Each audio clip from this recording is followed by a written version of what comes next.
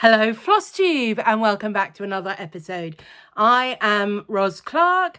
This is Ros Clark Craft, which is my home here on YouTube. This is my home in real life behind me and around me. You can also find me as Ros Clark Craft on Instagram and on Etsy. I think that's it.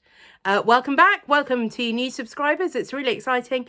I feel like I've finally reached that stage where the subscriber numbers are just incrementally creeping up all the time without me really noticing or doing anything about it. So that's exciting. Feels like only yesterday I was like, oh, I'm so nearly at 300. And now I'm on like, I don't know, 360 something, which is kind of amazing. I mean, I know it's all still tiny, but it is definitely going in the right direction. So thank you so much if you are a new viewer, if you are a new subscriber. Particularly thank you if you have mentioned my video or my channel somewhere else and encouraged other people to come and have a look. Yeah, or if you found me some other way, leave a comment and let me know. I'd love to know where you found me and who encouraged you to come here if they did. Anyway, right, what do I have today? Well, I have quite a lot of stitching I haven't got. Yeah, I mean, I was going to call the episode Invisible Stitching. There is definitely some of that. There is some stitching I've got to show you. There is a little chart parade I'm going to do. I don't normally do that, but I have been inspired by Sew Me Sarah, and I've been thinking about some stitching that I want to do. So I'm going to do a little chart parade.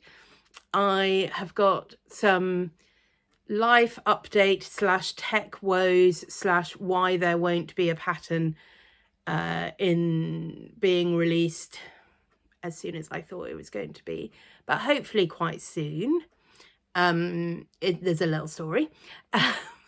There is a recommendation of a video that you should go and watch, and that led me to some thoughts about thread storage, which is a thing I don't think I've really talked about on the channel before. So I'm going to talk about different ways in which people store threads and some of the pros and cons of those, including a method which, unless you have already watched Susan Stanley's video or are very familiar with early 19th century floss, you may not be aware of, but I think is actually quite brilliant. So we're going to talk about that. I haven't done, last time I mentioned doing a needle review video, and that is still on the cards. I haven't done it yet because I've ordered a better tripod. Mine is really falling apart. That I think will be better for overhead shots. And I think for the needle video, because obviously they're quite small and I want to be able to show you the differences as well as talk about them, I'm going to try and do an overhead shot that's quite close up. So that you can see that. So that is coming, but isn't yet. I have some thinky thoughts about other things. I can't remember what else is on the list, but I will tell you when we get there. So first of all, what have I been stitching? Well, I think I showed last time a finish on the little sort of round stitch that I was doing for my friend's wedding. I think I had finished the stitching but not fully finished it. I have fully finished it. I painted the hoop a dark blue. I didn't have quite the right size hoop, but I think it looks all right. Ideally I think I would have used a hoop a size bigger, but I didn't have one, and being quite last minute, didn't have time to go and get one. So I just did a hoop finish with a dark blue paint and stitched some fabric on the back neatly and gave that to them. They have been on Facebook a lot more than most honeymoon couples. I'm just going to throw that out there. It was really fun, actually. So I went down with a couple of friends the day before. We stayed in a really lovely, I guess you'd really call it a B&B, but it was in a sort of small 17th century little stately home, little manor house, really beautiful. We had an amazing breakfast. There was a swimming pool, the beautiful gardens, just really lovely and really reasonably priced. Anyway, so we posted about this, and the groom was like, oh, that's where we're staying tomorrow night after the wedding. So that was fun. I think they stayed there for 2 nights, and we told the staff, oh, we're going to a wedding of this couple that are coming to stay here tonight. And she's like, oh, just what are their names? And so we said, and he said, right, I'll just go and make sure they're booked into the 4-poster room, which I think they were. So that was nice. I'm sure they had a lovely time. Anyway, they have posted from their honeymoon. They took with them, obviously not all the wedding presents, But they are honeymooning in the UK, so obviously they can take a carload rather than just a suitcase on an aeroplane. So they took with them all the sort of cards and like little presents that people have brought to the reception. I don't know whether anyone had bought big chunky presents. Obviously, if people had bought from the wedding list, they would have been delivered earlier and so on. But there was a few little things in bags, including mine. And so they posted lovely pictures on Facebook of all the cards they'd opened and all the little presents, and mine was there, and along with one or two others that had been handmade, and they were very appreciative of that. So anyway, I haven't got that because obviously I've given that away, but that is an FFO. What else? Got some secret finished objects. My model stitcher Helen of the Diddy Stitcher, who was just brilliant. She sent me her work back. We had some issues with Royal Mail and delivery that were quite frustrating. But anyway, I have got it, and it was all beautifully packaged. I mean, she's so kind. She was doing work for me, and she sent back, you know, her working copy of the chart and the stitch and spare floss and some notes and that kind of thing. It's brilliant. And then she included a little gift for me. I mean, how thoughtful is that? And completely unnecessary and lovely. And I haven't now got it in front of me to show you, but she sent me a little needle minder. So that was really lovely. And it really was just an absolute pleasure working with her. She was so meticulous. Her stitching is so beautiful.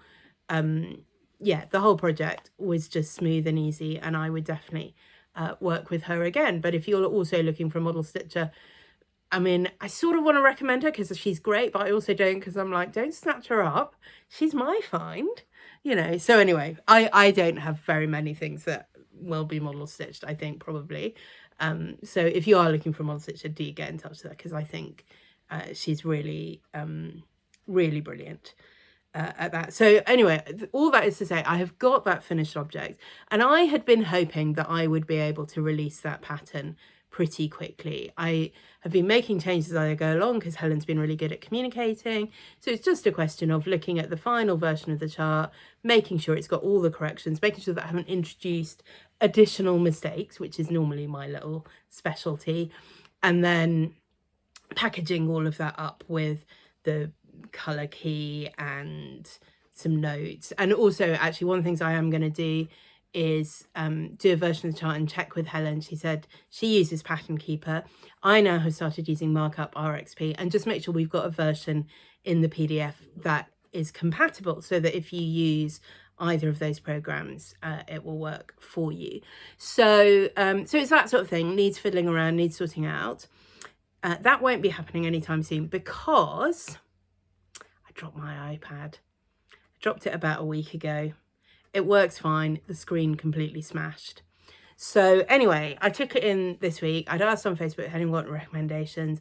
Someone suggested a little shop in town. So I was on my way there and I walked past Timpson's.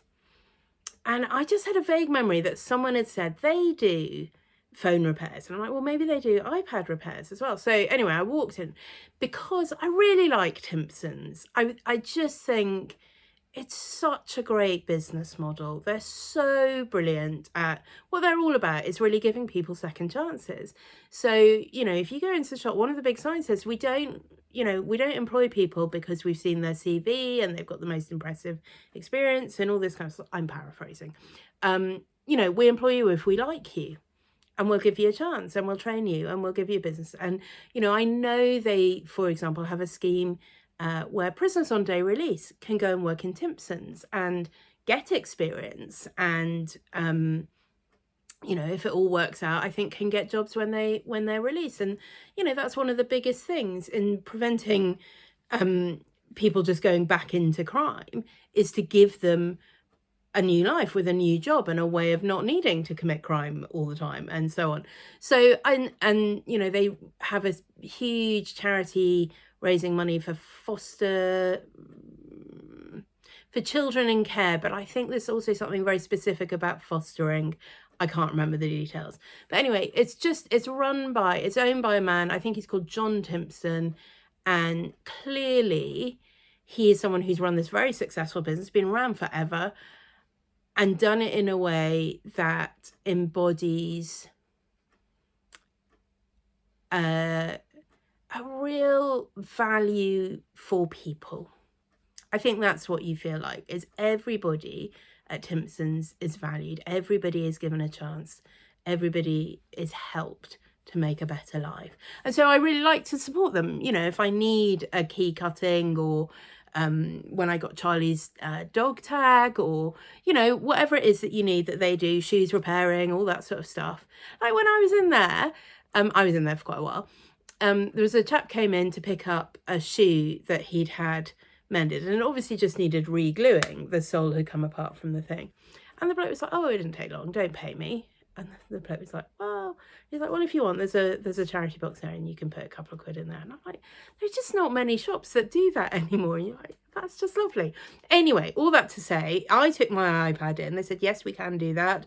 Phoned up just to check all the details, how long, how much it would be and all that sort of thing. Fills in the form. It all takes quite a while. It's all not very computerized. It's literally one of those forms with 3 carbon copies and all handwritten and this sort of thing. And I did say, can you just check how long it will take? And we keep going the process, and it's obviously quite a big deal, and he's not done it before, so he's getting all the information, so we're quite far through it. And I'm like, could you just tell me how long it's going to be? 10 working days. Yeah, slightly balked at that. I'd known it wouldn't be like, I mean, it certainly wasn't on the day, and I didn't really think it would be overnight, but 10 working days, that's like 2 weeks. That's quite a lot of time without an iPad. Anyway, I was that far into it, and like I say, I like to support them. So that is what we've done. We've left it there to be sent away for 10 days. 10 days without an iPad. What that means, I mean, obviously great angst and trauma for me personally, but in terms of my cross-stitching, all my charting software is on the iPad. So although I can, you know, make a PDF and do all of that on the laptop, I can't make changes to charts without the iPad. So that is really that for pattern releases that need charting. And indeed, all the charts that I have generated into PDFs are on there too. Now, I think if I worked really hard and thought about it, I think there are ways that I could download those elsewhere, but actually it's just not worth the effort. It's not how I normally do it, and it would be quite stressful and difficult.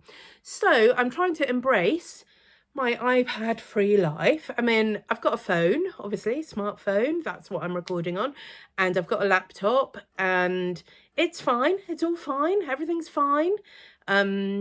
Yeah, I miss it. I do really miss it. I did think I wasn't going to be able to do Flosstube because I record on my phone, but I do normally edit on my iPad. But I think I'm just going to edit this on the laptop, and I think that should be fine.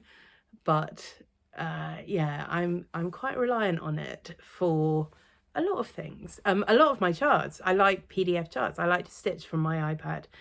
I knew obviously it was going to be away for a couple of days, so I have printed off a few things that I thought I would want to work on. But there are definitely things, like I really would have loved to be working on my Gecko Rouge kit this weekend, but I can't do that without the iPad. All the charts, I mean, I've got the PDF charts, you know, I could get those and stitch from the laptop or print them off, but I haven't got Markup out XP. It's not worth getting Pattern Keeper. I don't want to have the same chart in both and have to try and transfer. I'm not going to stitch on that till I get it back. That's what it is. So anyway, so I'm not going to show you that. There were a few, well, I did put a few little sneak peeks on Instagram, but I think they were all in stories. So I might, yeah, anyway, it's coming. There's a pattern. I'm excited about it. I think you'll be excited about it. I'm hoping lots of people will want to stitch it. I think it's lovely. Helen's beautiful model will hopefully make you want to stitch it even more. Right, actually I have got one that I am going to show you that I didn't bring with me. Back in a sec.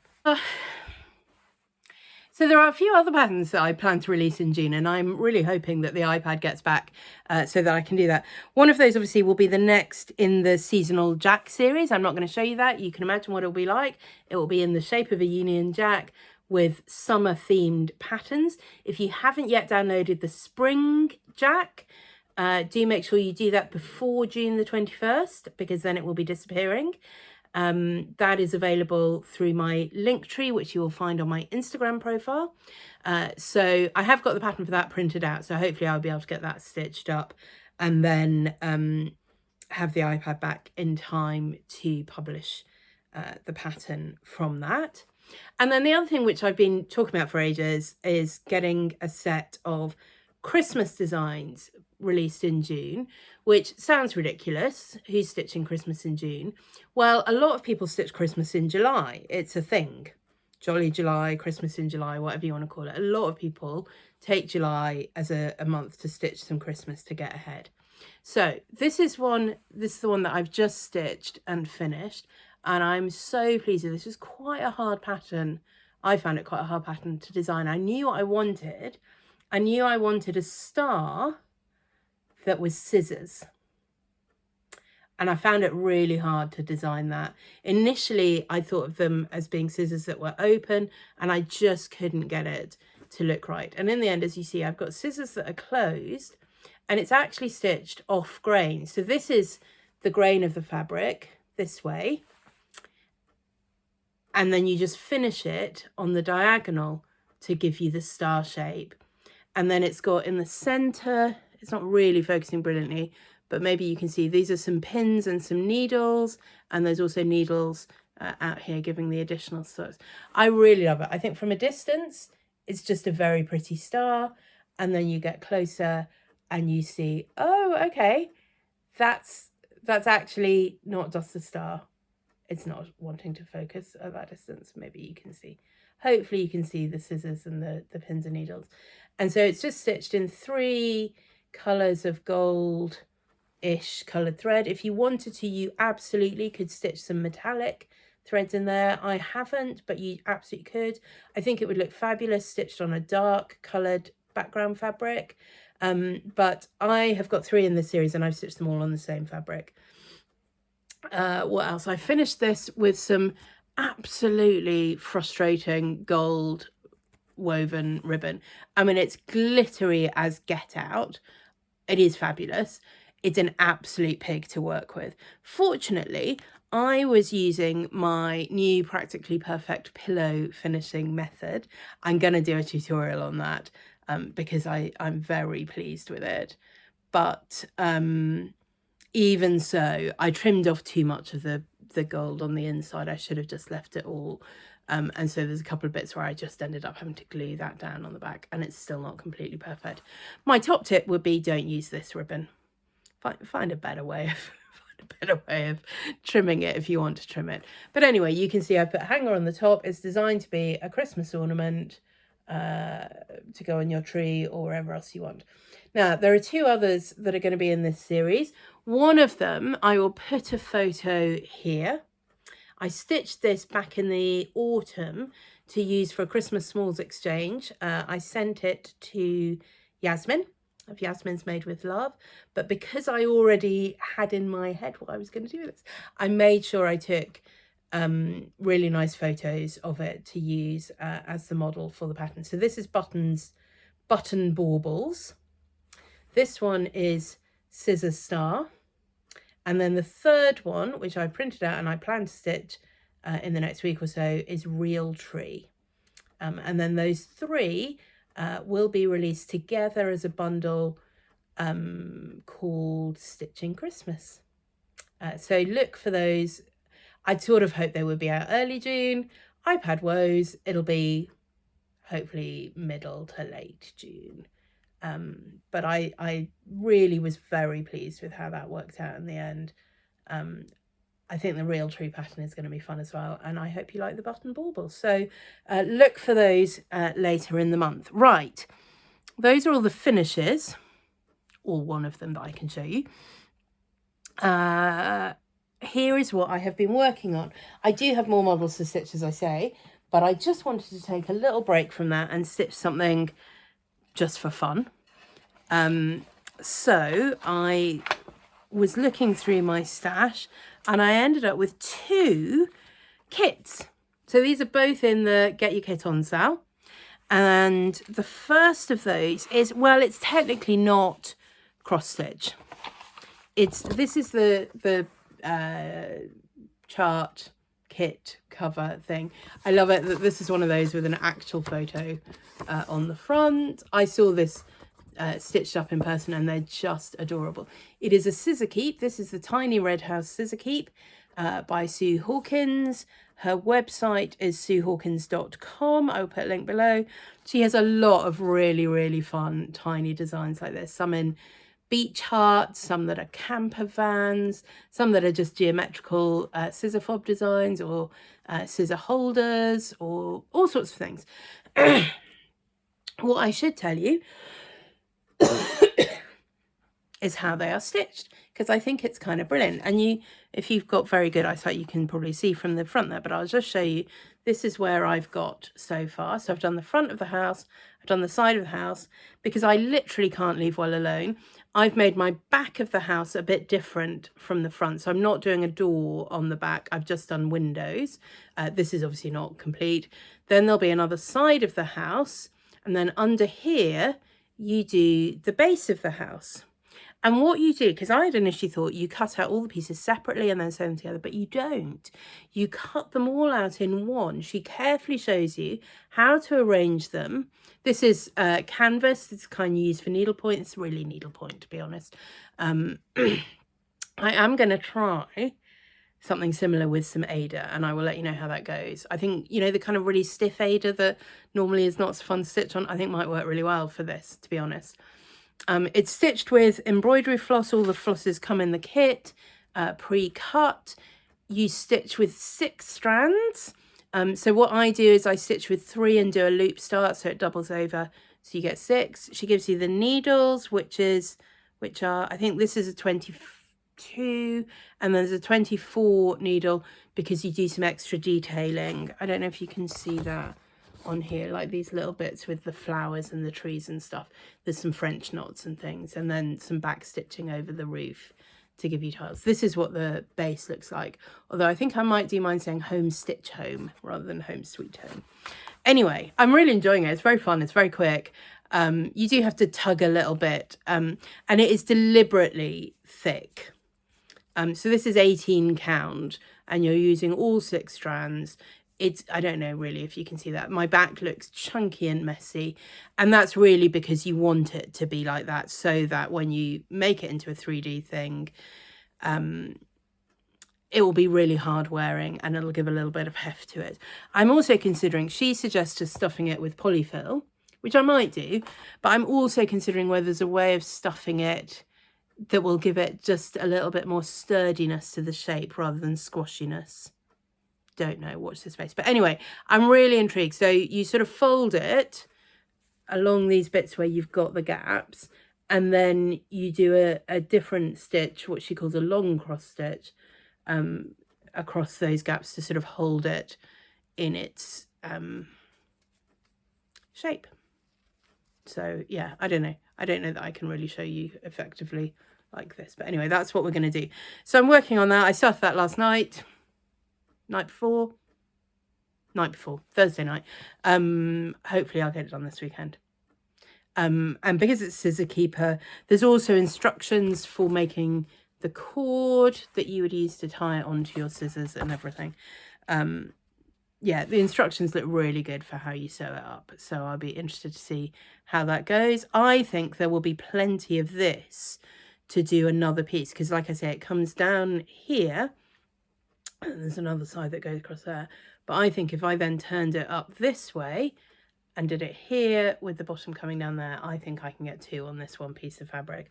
And the chart is good, and I will probably change up colours and that sort of thing. But yeah, so do check her out. The other thing I would check out on suehawkins.com, I first saw these at a craft fair like 25 years ago and thought, gosh, that's brilliant, and didn't get one. And now I stitch in hand and I don't think I ever will get one. But they are really, really lovely frames that you would use in place of a hoop. If you like to stitch on a hoop, or you like to stitch with some kind of tension, I stitch in hand, so I don't really want to use one. Do check her out, because she has what's a really old-fashioned but really effective and really sort of gentle way of holding your work that doesn't give it folds or creases. You don't have to worry. You know, you quite often see people who are stitching things with beads and things, really worried about squashing them in the hoop. You just wouldn't have to worry about with this. And it's just really lovely. I've seen them in person and they're really beautiful. So do check out her frames as well. I'll put a link to all of those below. And then the other kit I've been working on, I was slightly, you know, I don't love to have lots of works in progress, but Kate Blanford was released her next booty box on the 1st of June. And I looked at it and I'm like, I really want that. I really want that. It's in neon pink. It's in neon pink. And it's called Wild, and the sort of placeholder image is neon pink leopard spot. There are various options, including one with a not safe for work chart and one with a safe for work chart. I don't know how rude the not safe for work chart is, and probably if you asked her, she would tell you if you message her. But I really appreciated that. So I went for the safe for work one, obviously, and I really appreciated that she had that option available. But I was like, I'm not allowed to buy this. I haven't even looked at the first one since I opened it. So then I'm like, well, there's a way to change that. So again, this one I really did only start last night. And look, fresh as a bloomin' daisy. Now, you may remember if you watched my unboxing of this, the actual chart says fresh as a freaking daisy. And I'm just like, I just don't say freaking. It's just not one of my words. So anyway, I've changed it. Fresh as a bloomin' daisy. I really like it. I've got to finish off this banner in the yellows across the middle. And I haven't quite decided. I'm going to do that first. I might put in a couple of actual daisies with like a lazy daisy stitch or something like that. Haven't decided. But anyway, making pretty good progress on that. Using her very beautiful, these all came in the kit, the black ring, the acrylic flower shaped floss drops, the sort of glittery ones and coloured ones. And then these, I don't really keep these on the ring, but I just put in the little Kelmscott scissors, which I'd never quite seen the point of before, but actually they're really nice to use. And obviously they're flowers, so they're fun. So I've been actually really enjoying doing that. And again, hopefully we'll have that finished this weekend. I'm hoping to finish both of those actually this evening at the Across the Pond Stitch and Chat. I can't remember if I've mentioned that before in my Flosstube videos, and there may be no point me mentioning now because this probably won't go out until tomorrow when Across the Pond will have been last night. Anyway, it happens every month, so, you know, go and check it out. It's run by Angie, the Tiny House Stitcher, and Marie of Stitches and Diamonds. Angie's in America, Marie's here in the UK, and so that's why it's Stitch Across the Pond, and it's open to anyone. We've had people from Australia who I think have to get up very early in the morning to join us. But wherever you are in the world, come and join us.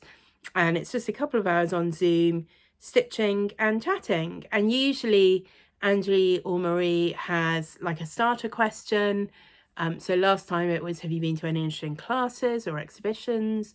And then you just take in turns. And if you want to say something, you put your hand up electronically. You can talk about what you're stitching then, or show off a finished object. You can answer the question. You can chat a little bit with one another. If you don't want to say anything, you just want to stitch and listen, that's absolutely fine. It's just really fun, and it's a really nice way of getting to know people that, you know, you would not usually end up at a stitching retreat with. Although there are a few people there last time who had met Marie because she went to Stitch North, and one or two people who are signed up for Stitch in London. So, you know, some of us will have some opportunity to continue those conversations in person. But also, if you never go to a stitching retreat, it's a little bit like having a stitching retreat live on your screen, on your device every month. There's a Facebook group, I'll link it below. That's the easiest way I know of getting the sign-ups each month. So every month, a week or so before, they send out the link to where you can book in a place. I have a very bad track record of booking in and then entirely forgetting to go, but I did make it last time, and I'm really determined to remember again tonight.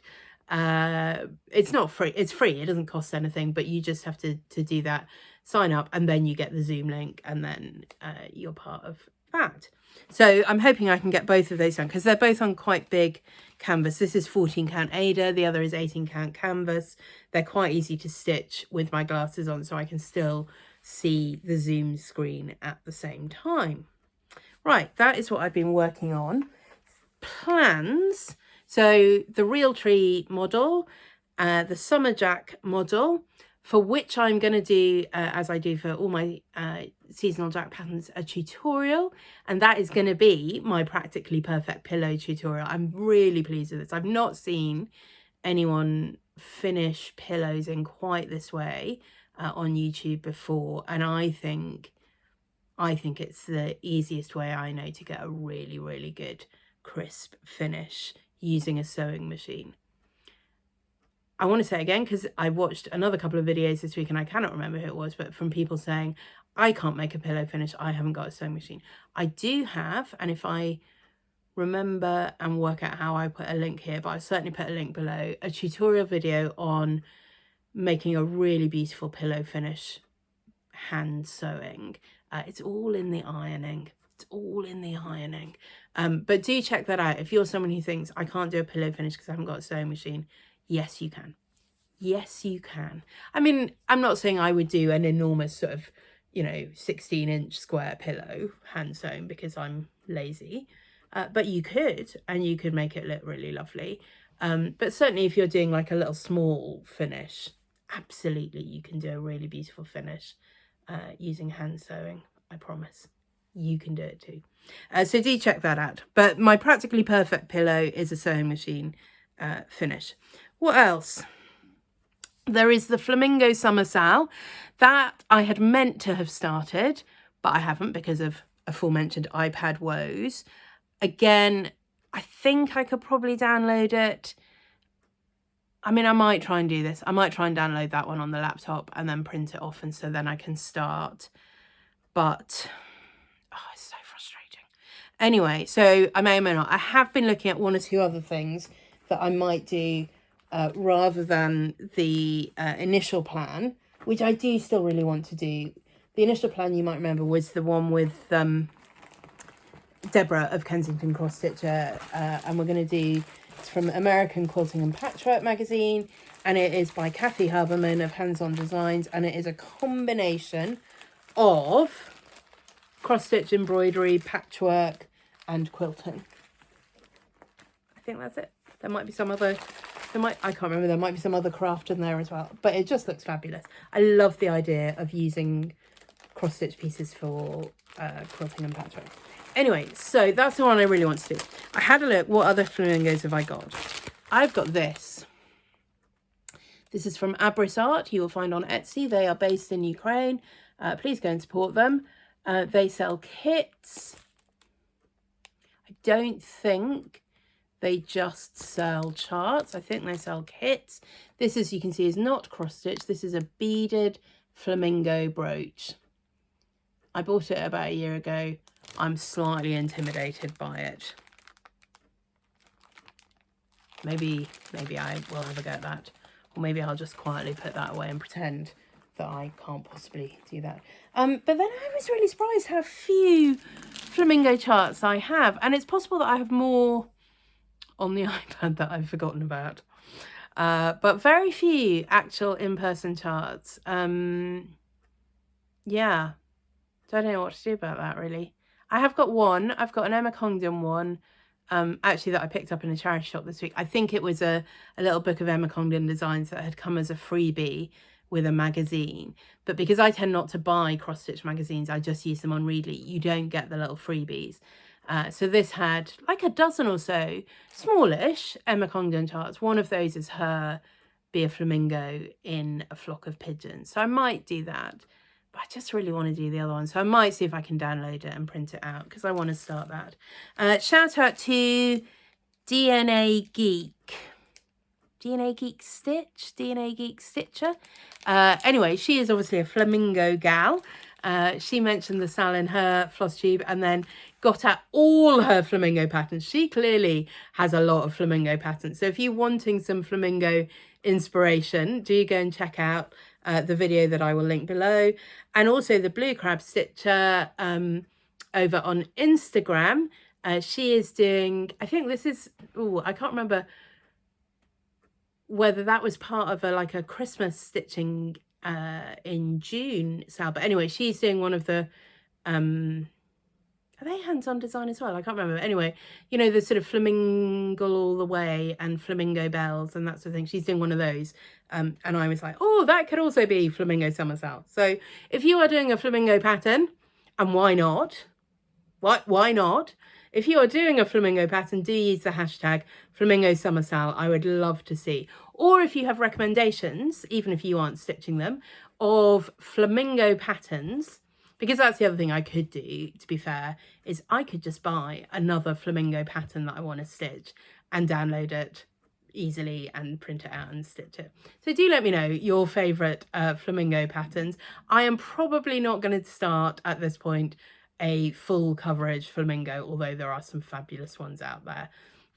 Stitching with the iPad, I really want smalls that have really clear patterns because I have very middle-aged and rubbish eyesight. So anyway, but do suggest some, because even if I'm not going to stitch it, someone else might see it and think that is the perfect flamingo somersault stitch. Right, moving on. I'm sorry, I feel like I have so little to actually show you, but quite a lot that I want to talk about. So anyway, I'm going to show you some things next. We're going to do a little chart parade. I don't often do chart parades, but I don't think I've ever done one. Might have done at Christmas, I can't remember. Anyway, Somi Sarah has been doing these really fun sections in her videos where she's been showing summer themed patterns that she's got, or bee themed patterns. I'm like, oh, I really like that. So what I want to do, and it may be that this is, it may be in June, but it also may be July and August sort of plans. I want to do some sewing stitching, or some stitching. So these are some stitching themed charts, and some of these will also fit Get Your Kit On, and some of them will also be Stitch Your Stash, which is good. I didn't really do a Stitch Your Stash in May, and I do want to try and do at least one in June. So this would work for both, although I probably am not going to use the kit material. So I think I would definitely count it as Stitch Your Stash because I've owned it since last year. But I might not really count it as a Get Your Kit On sale. I think it was somebody else's freebie that I then picked up on a freebie table at Stitch in London. Old-fashioned sewing machine, really pretty. May or may not do the flower border with it. I'm sort of umming and ahhing about trying to find a creative way of doing some of these stitching theme things together, or to go together, or I don't quite know. So I mean, I could just do them all as like little pillows or little small finishes and display them together. Job's a good one.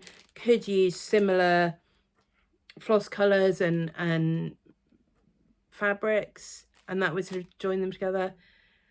But I'm also wondering if there are ways of putting the charts together in an interesting creative way. I haven't really thought it through, but anyway, I do want to stitch that little sewing machine, and I may or may not do the border.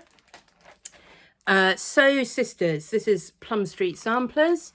I love the basket with the tomato pin cushions.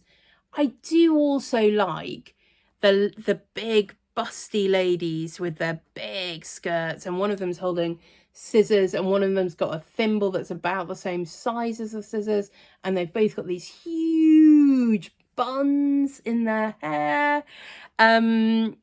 Yeah, I do really love it. I think probably I wouldn't stitch the Sew Sisters bit at the bottom, and I might not stitch these flowers over the side, and I might even not stitch the little viney bit in the middle, but I definitely want to do the two fat ladies and the giant basket of tomato pin cushions. I really like that.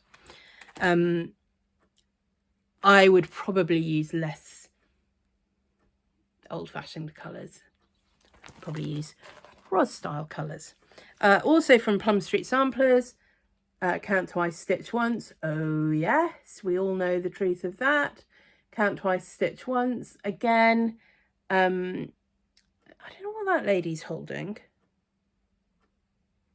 I mean, it looks like a coal shovel to me, but I feel like it's more likely to be some kind of stitching implement. You'd think it would be a tape measure, wouldn't you, given the slogan? But anyway, if you know what she's meant to be holding, do let me know. I probably won't stitch the date on it. I'm not really into that. You see, what I'm wondering is you could do this, and then instead of like this little flower design, whether the little mini cross stitch, little mini sewing machine design might fit there or something. Do you see what I mean? I just feel like there's a lot of sewing motifs that could be combined in some way. Oh, there's more bits of my flamingo kit. Okay, this one, Luminous Fibre Arts, Misty Purcell, Gathering Stitches. I really like that. And I might well do that just as it is. But I also might do, you see these birds? There's a few patterns I've got, and in fact one that I've forgotten to bring over, I'll go and get in a minute, which are birds stitching, and they might all fit together in some way. I like that this is all monochrome. Yeah, I like pretty much everything about that. Yeah, I like that. Okay, Keeper of the Pins, obviously. So this is full of charts that are stitching themed. Again, you see there's a little bird one. I think that's a bird with a pincushion in its back. Fair enough. Little spool with another tomato pincushion, and there. This one says my soul is fed with needle and thread. This one I think is just an alphabet. Another little pile of tomato pincushions on top of a spool this time rather than in a basket. You've got this lady with a really terrifyingly large needle. So lots of things there. This one that's designed for you to add your own buttons around it. You know, lots of people have actually done this whole set and created a display, and I do think that's lovely. I don't know that that is what I'm going to do, because like I say, I've got lots of more other things that I want to include, and I don't, you know, I'm certainly not going for that sort of antique-y, primitive-y sort of look. I don't really know why they use the word primitive. To me, primitive is like cavemen. Anyway, this one is certainly not primitive. This is hands-on design. Let's talk stitching.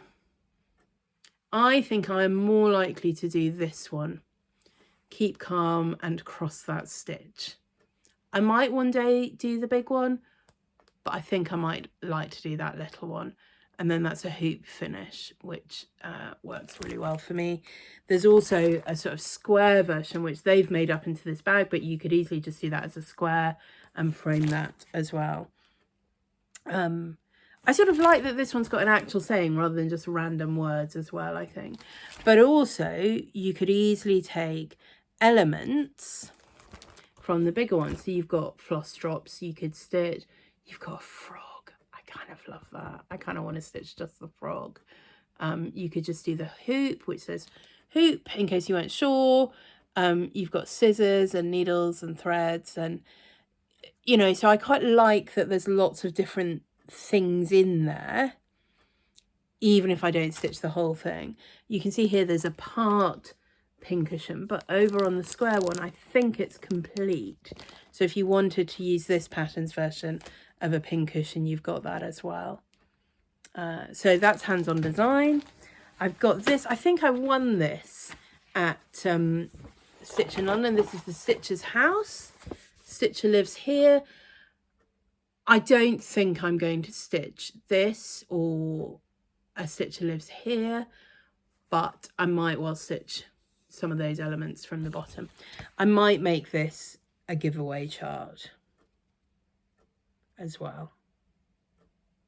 We'll see. But I might use some of those elements, particularly if I'm putting stuff together in a different way. Right, I've got one more that I want to show you. I feel like I should do the Michelle Bendy Stitchy whoosh.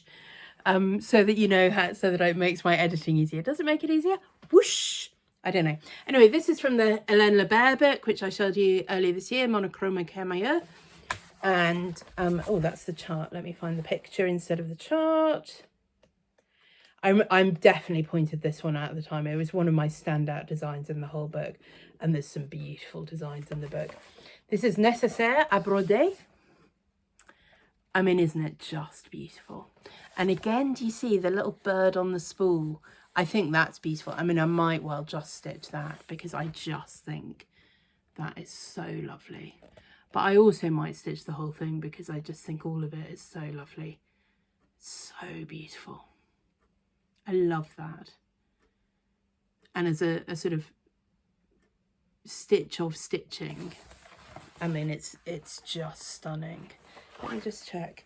Yeah, six colours of floss. Some back stitching.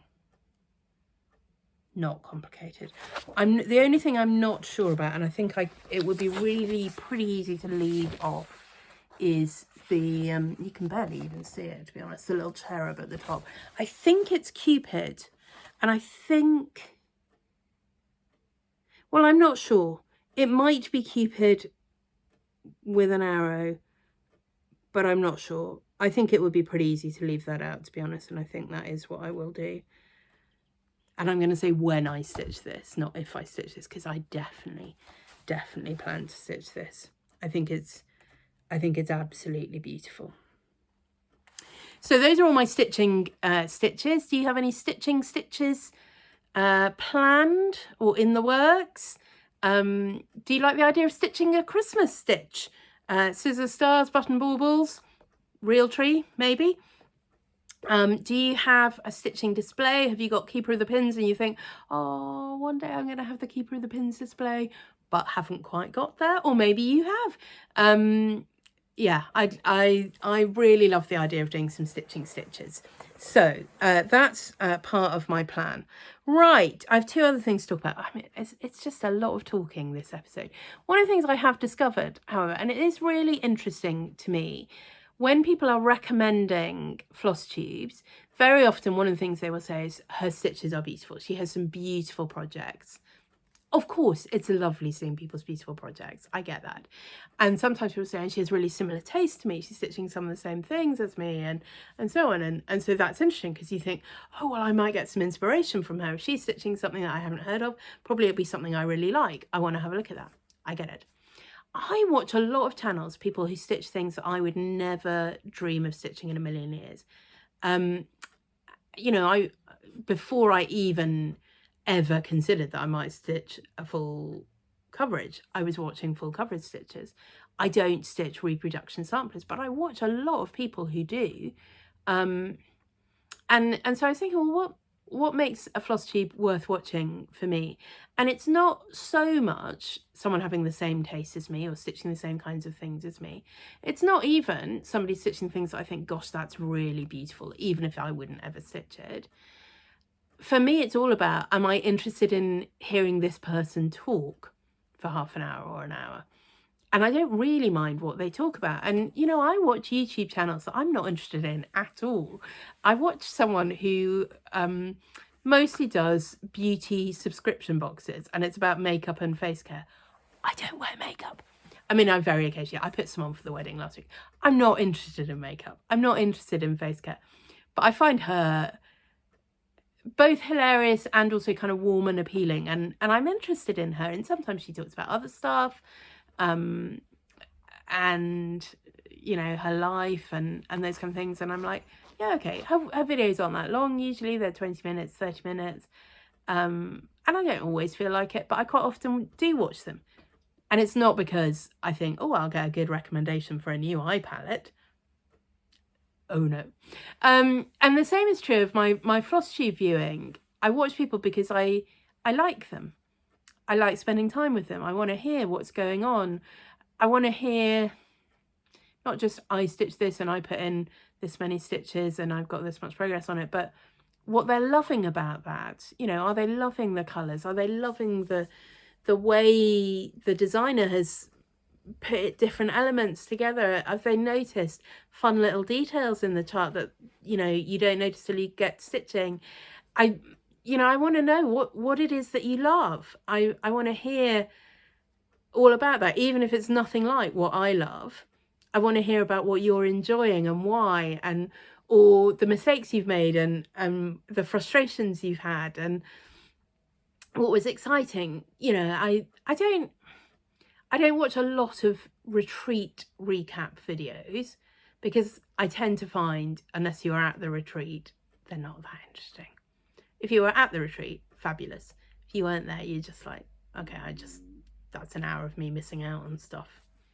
I probably won't watch that. But otherwise, I'll watch you talk about almost anything.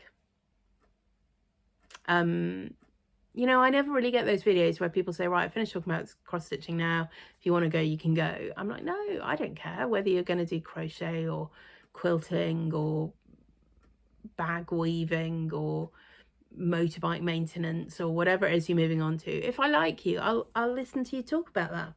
So anyway, people are different, and that's fine. I can't remember why I was saying that now. Anyway, I have a recommendation for today. It is not, I can't honestly say I can recommend her whole channel because I've literally watched just one video and I don't know whether she's necessarily somebody I want to go back and watch their whole catalogue. I might, but I was really fascinated by this one video that I watched, and it was by Susan Stanley, and I'll put a link to the specific episode below. And one of the things she is talking about, amongst all the normal Flosstube things, was thread storage. Now, particularly, she's talking about thread storage from the early 19th century. So this is a time where cotton has begun to be milled and spun and woven, but is not really strong enough to be very usable either as I mean, I think in weaving probably it is, but for stitching, not really. It, you know, they're still using very short staple cotton and they haven't got a process yet to make the actual threads very strong. So most people are still stitching in silk. And here is a little thing that people sometimes get very confused about with silk. Silk is very strong, but it also is very fragile. How is that so? Well, it is very strong. I haven't got silk here, but let me just demonstrate. It's very strong in the sense that if this were silk, you could hang a very heavy weight from it and the silk will hold. But it's very fragile in the sense that it is not hard wearing. If you rub across it like this, or, you know, you can imagine if you're wearing it and it's getting rubbed like this, or you're weaving a seat cushion from it and it's being sat on and it's getting this sort of thing, it's very fragile.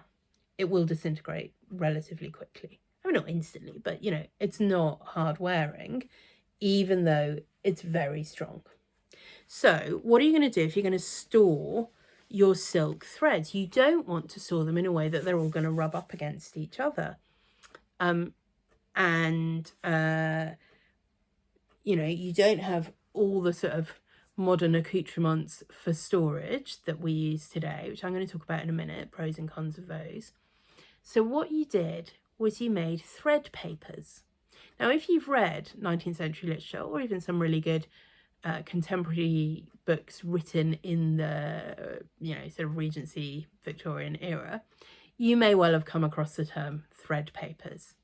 Susan Stanley in her video, and so I'm not going to go into it in more detail now, she has managed to track down an original thread paper, not a homemade one, but a manufactured one. But nonetheless, she shows you people clearly could and did make these at home. And it is a brilliant, brilliant storage system. So, you know, silk is obviously becoming very popular amongst cross-stitchers who have larger budgets. And you may have seen, I think it is Stitch Folk who make them, but I certainly saw them mentioned on Brenda and the Serial Starter.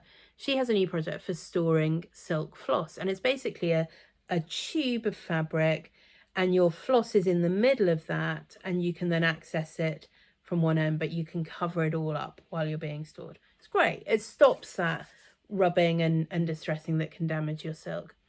The thread paper is an even better, simpler, quicker and more effective version of the same. You basically just fold a long strip of paper into quarters with your silk thread in the middle, folded in the same way that you would do on a floss drop, and then you can just extract one strand at a time from the top. Brilliant. Absolutely brilliant. So do go and check that out, because I just thought that was really fascinating. It was really effective, really economical. And I don't know why it dropped out of use. I suspect it was when cotton, they worked out different ways of doing it, and making mercerized cotton and long staple cotton and cotton that is much sturdier and doesn't disintegrate in the same way. It doesn't have quite the same hanging strength. I think that's the tensile strength as silk, but it is more hard wearing for this sort of thing. And so it didn't need quite the same protection when it was being stored. So you think about the different ways in which we store floss today. So floss ring, very common. And on here I've got, oh, that's slightly come up thing. Let me show you a proper one. This is one of the cottage garden threads that come with this sort of inbuilt floss ring. And when it's being sold, it's like this. And so you've got a paper backing for all the floss that is twisted up here. And that's really quite well protected while it's in transit, while it's in a shop being handled, and while it's in use in your own floss ring or project bag or whatever. So it's not quite the same as the thread paper, which would be folded over, but it's actually, I think, a pretty effective storage method there. We have obviously normal floss drops. This is one of the old style Roxy Flossco floss drops. Yeah, it is Leo and Roxy, but it's Roxy Flossco old style floss drop. It's fine. I mean, it has the thing where you can pull out one thread, but it's not doing anything, you see, to protect this part of your thread here. So if you are using silk threads, I wouldn't recommend putting them on floss drops like this. So this, which I was just sort of waving about earlier, this is the Caterpillar cross stitch card, and it's effectively like one big bobbin that you can have a range of threads on it, and it's got the holes on one side where you can put spare threads and the notches on this side to tuck in the excess thread. I don't love a bobbin. I'll just say it, I don't love a bobbin, and mainly because I'm really rubbish at keeping my threads from getting tangled. This is relatively mild. Mine end up in a mess, especially when I've had to cut a length of thread and I only use 1 or 2 strands of it. And then, I mean, I know you're supposed to put it through here, but then you get a whole range that are falling out here, or you can wrap it back round and try and tuck it in. It just always ends up in a mess for me. And I feel like I'm using more thread than I need because I end up cutting lengths and then the bits don't get put back on properly, or they get tangled up, and so then I throw them out. And I don't love a bobbin, or indeed a big bobbin. What I do use, so I have got quite a lot of bobbins. I bought a set of anchor floss that had been bobbinated, that was secondhand from a lady who was giving up cross stitching. So I am using those, and it's fine. If I'm doing them in a project, I like to keep them in. I've got 2 of these that I've made that have got the little pockets for, oh, that's upside down, that's why that's not coming out there. It's got the little pockets that you put the bobbins in, and I like that better, because then even if it's not fully stuck in the notch, or even if I just wound a bit, or even if I don't wind it, I can just chuck the spare thread into the same pocket so they don't get so tangled. And also, obviously, this sort of vinyl little pocket is protecting the floss. You've not got so much floss exposed anyway, but also it is getting some protection from that. And so I would also use something like this for a project, because I have got a floss ring in here. This was from the Blue Crab, who I mentioned earlier, actually.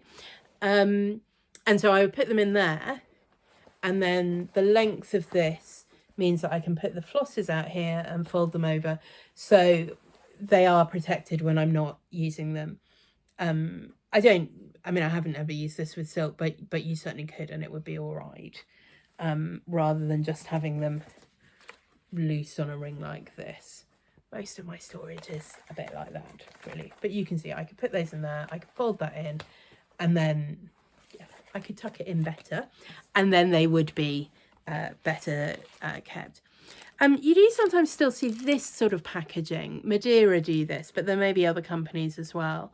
And again, you can see how all the floss is kept contained within this packet. It is plastic, so you might not like that. And then the floss comes out. There's a little sticker on this one because it was secondhand. But the floss just comes out of, let's see if we can show you. There we are. The floss just comes out of this hole at the top. So it never gets tangled in here and it never gets exposed in here. This one is a metallic thread, and I think they're really good for metallic threads, but it also work well for silk, keeping it there really well protected. And then you just would take out the amount that you want from the top. I don't have many of those. I don't have a lot of Madeira threads, but I think it is a good system for keeping threads protected. So, yeah, I'm interested to know how you store your thread. Maybe you do have one of those super fancy pip and chip storers, either for floss drops or for bobbins. I mean, I think they look great and they look like they are protecting thread pretty well, certainly when it's not in use. Maybe like me, you just have them all in a big basket on display because you love looking at all the colours, or you have them hanging in a display, or you have some other system. I would be really interested to know how you keep them stored when they're not in use, and also how you protect them while you are working on a project. Have you ever tried thread papers? Do you know what they are? Have you heard of them? Would you give them a go? Go and watch the Susan Stanley video. She also mentions a blog, which I will see if I can find the link to and include as well, that has more information about thread papers and some of the literary references to them, which is quite fun as well. So those are my thinky thoughts for today. I am going to do the needle review. I was also wondering, and this was also slightly inspired by something in the Susan Stanley video, entirely different thing. Would you be interested in a video where I talk about colours and colour substitution? I think a lot of people are quite scared of making colour substitution. And it's totally fine if you are the sort of person that's like, the reason I wanted to stitch this is because I love the colours the designer chose, and I'm just going to stitch those, and that is what I want. That is totally fine. But even if you are that person, sometimes you can't get hold of a thread, sometimes the dye lot has changed, sometimes you can't get hold of the fabric. You put your fabric and your floss together, and although they say they are the same as on the chart, when you look at them, you're like, I can't even see the difference. One's got slightly lighter, one's got slightly darker. I have to make a substitution. Or you might look at a chart and think, you know, I do like that, but I would be much more me if the dress was pink and not blue. Or, you know, I like that, but actually I just don't think those are quite the right colours for that sort of flower. I'd like to do that a little bit differently. But then you feel nervous about how to do that. And I have some thoughts, you may be surprised to hear, about what things you should bear in mind when you are thinking about substituting colours. And it is not always look for the thing that seems nearest to the one you're substituting for. Sometimes, but that is not always the primary consideration. And I think you could make better choices by bearing some other things in mind. So if you'd be interested in a video about colours, let me know, and I will see if I can try and do that as well. I am waiting for, did I say this before? Yeah, I am waiting for a thing that will help me do better overhead videos, so it will probably be after that arrives. Good. Hopefully 2 weeks time we'll do another video. We'll have an iPad, might even have some new releases to show you. That'll be exciting, and I will be a much happier stitcher as a result. Great. Loads of things I'd love to hear your thoughts about. Flamingo patterns, stitching, thread storage, colour substitution. Let me know, whatever's on your mind. I'd love to hear about it in the comments. And thank you so much for watching. If you haven't already subscribed to the channel, please go ahead and do that. Or like this video, leave a comment, give me a thumbs up, tell someone else about it if you enjoyed it. And I will see you next time. Thank you so much for watching.